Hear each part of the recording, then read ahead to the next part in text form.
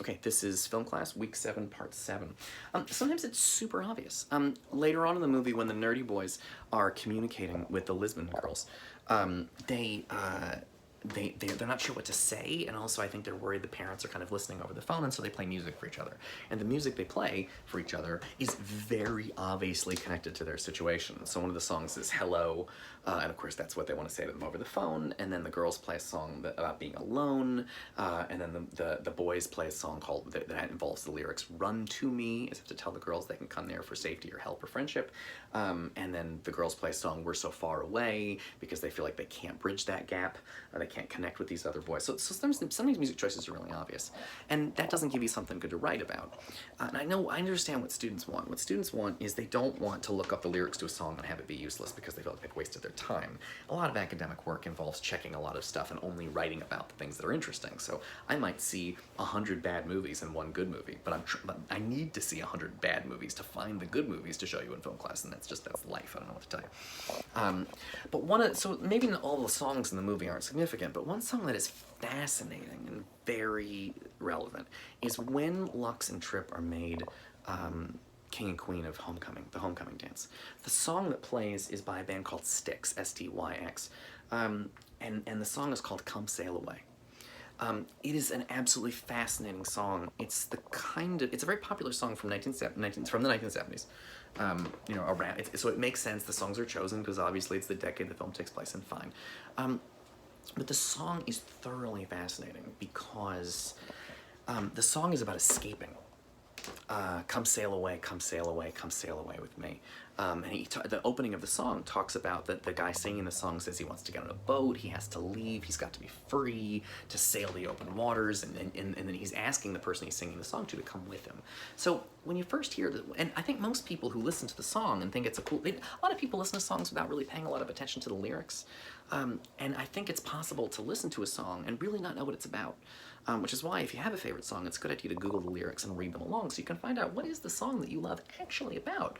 And Come Sail Away is a deceptive song. It's a tricky song. It sounds like a simple song where the guy is saying, hey, come away with me, I gotta get out of here. It's a normal sort of poetry idea that like the city and the world and society is too crowded, let's just the two of us get out of here and have some peace and quiet and be free from all this nonsense like jobs and work and money and all that crap. Come sail away. But in the song, something interesting happens, which is that angels arrive. The lyrics of the song say he's on the boat, and angels arrive, and this is the song they sung: "Come sail away, come sail away, come sail away with me." Now, what's interesting about that is that the song, but you think the lyrics sound like they're going to be about escaping society, for nature and the outdoors and the open waters and a boat, make your own rules. But when the fact that the song is being sung by angels saying, come sail away, come sail away, come sail away with me, it's about death. The angels are taking you away to heaven. And that's a haunting, and it's a different kind of thing than you would think it's about. And it's very interesting that that's the song that Sofia Coppola chooses for that moment at the prom, because it's one of the things that song is about death. Now, in a weird twist, as a whole, the song keeps going, and at the end of the song, he says, the angels turned out they have a starship and they're aliens and they all go into space together, like the end of 2001: A Space Odyssey, and that's not really relevant to this movie. But the point is that just like it's a song that fits directly into the film because it's about escaping, but it's not about escaping to a faraway country. It's about escaping. It's about dying, and sort of heavenly kind of things, and going away into sort of this heavenly space with angels. And so it's interesting that that's the song she chooses for this moment, which is really the last moment of sort of life the girls are going to ever have, is kind of at the dance. Okay, cool. So yeah, look up the lyrics to songs. It will really help you understand what's going on in these things. And then Trip and Lux have sex out on the football field. And it's an interesting moment because Trip is shown in the film to have sexual experience. There's a girl who comes over to his house, and she brings his report and brownies, and she's doing his homework for him, and she comes in, and he closes the door, and I think it's suggested that the two of them are having sex, and that Trip seems it appears, as far as we can tell, and again, just like those nerdy boys looking at the Lisbon girls, I guess we'll never know for sure, but it seems like, Trip seems like a guy who has a lot of sexual experience. He's so handsome and everybody flirts with him, and why wouldn't a young, beautiful high school boy take advantage of all these girls who are fascinated in him? So it feels like he is actually sexually active. What's interesting is he finds the experience with Lux and to be so overwhelming. And he describes it, and this is interesting, we flash forward to him, and I'll talk about that in a second, but we flash forward to him as an adult, and he describes back then being so overwhelmed by love. It's not just sex, it's that he finds, it's a tricky thing, he finds love to be such an overwhelming experience that he runs away.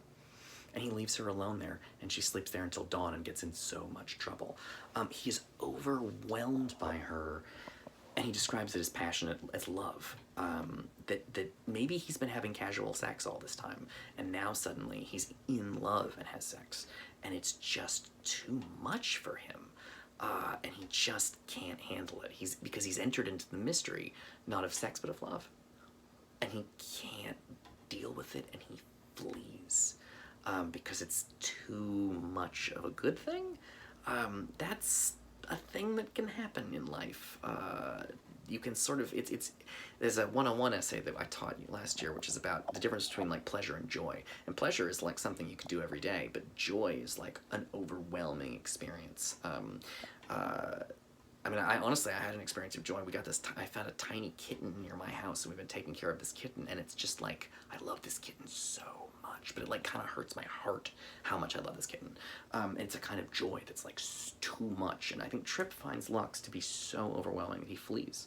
And he's, I think, very fucked up by the experience of having that love or sex and then acting like a dirtbag by abandoning her there, even though he must know she's going to get in an awful lot of trouble.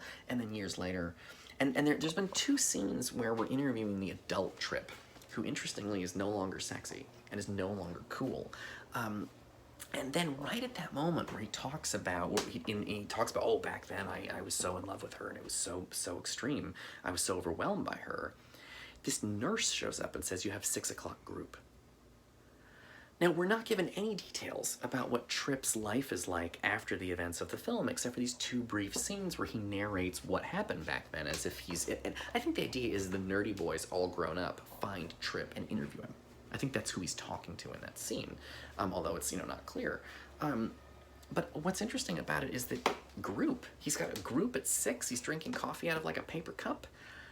It looks a little like he's in a mental ward. And it looks like he's been there for a long time. So he doesn't seem like he had a good life after the events of the Virgin Suicides. It seems like he's in some kind of mental ward, some kind of mental hospital. Group therapy, I think, is what he has at 6 o'clock. Or it's possible that he's also an alcoholic.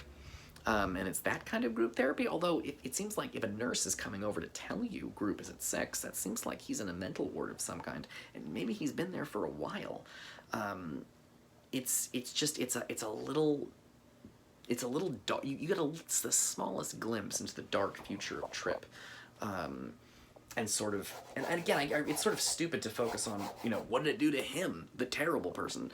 But again, if the girls are going to remain a mystery, we're going to have to focus on the sort of effects of the girls on other people. And so in this case, it's just interesting that the effect on Trip was he was this young, beautiful young man with just his whole life ahead of him, and this experience destroyed him. And complicatedly, it's the experience of Lux's suicide, but also of the love he had for her and the sex, all tied together, which proved to be so overwhelming that he couldn't handle it, and then her suicide left him with a whole life he couldn't handle, and now he's in a mental institution or something. And that's the end of Act 2. So I'll pick it up with the next video, and we'll talk about Act 3.